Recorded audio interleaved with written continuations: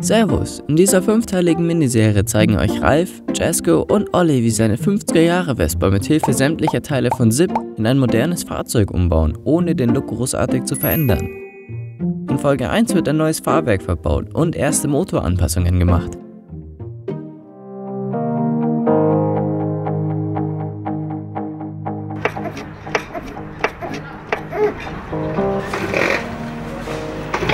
Also der Plan ist einfach aus einem 50er-Jahre Oldtimer mit 50er-Jahre Technik ein alltagstaugliches Fahrzeug zu machen, mit dem man sich traut, in den Biergarten zu fahren, ohne dass man Angst hat, abends im Dunkeln vielleicht kein Licht mehr zu haben bei der Heimfahrt. Und ob man überhaupt heimkommt, ist auch immer so eine Frage vielleicht.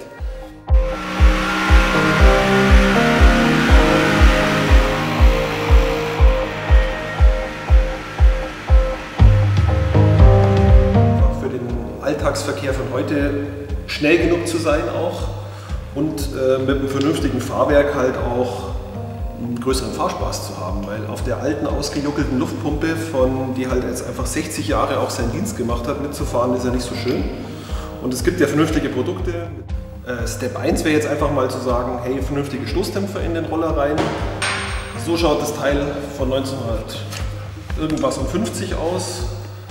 Hat einfach seinen Dienst erfüllt, ist jetzt auch gut, kann in Rente.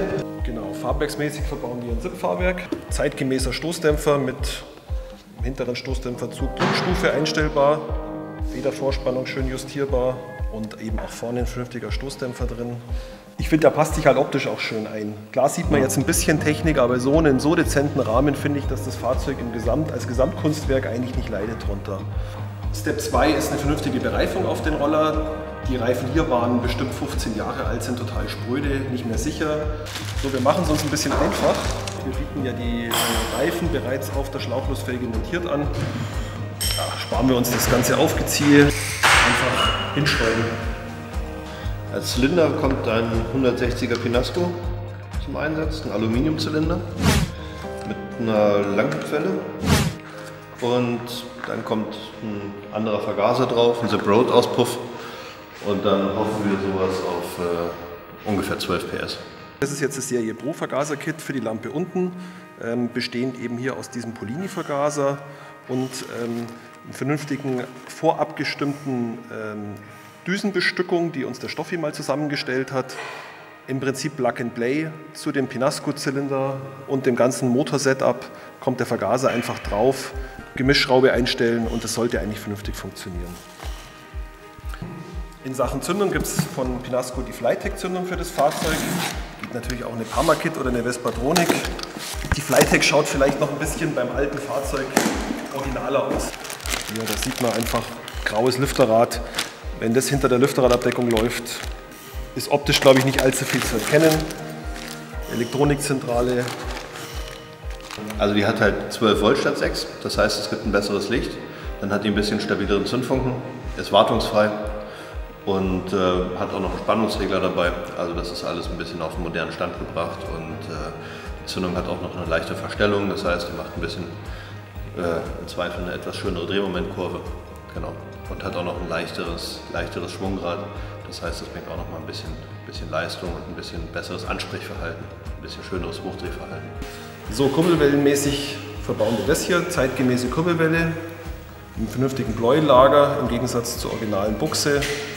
Ja, Dichtung gibt es hier diesen Aramidfaserdichtsatz auch dafür, damit der alte Motor einfach auch nochmal einigermaßen dicht wird.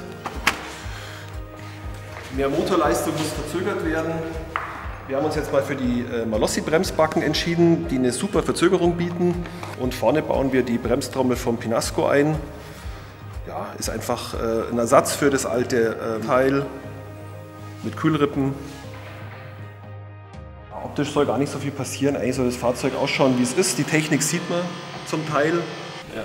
Okay. Das ist halt so der Klassiker, wenn man an die Technik rangeht.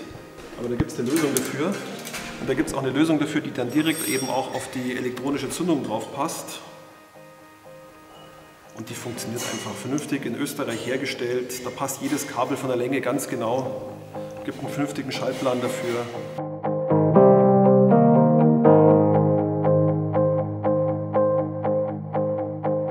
Das wär's dann mit Folge 1. In der nächsten Folge verbauen wir eine neue Zündung und eine neue Kupplung. Wenn euch das Video gefallen hat, würden wir uns sehr über einen Daumen nach oben freuen. Und falls ihr mehr Videos dieser Art sehen wollt, vergesst nicht diesen Kanal zu abonnieren und die Glocke zu drücken.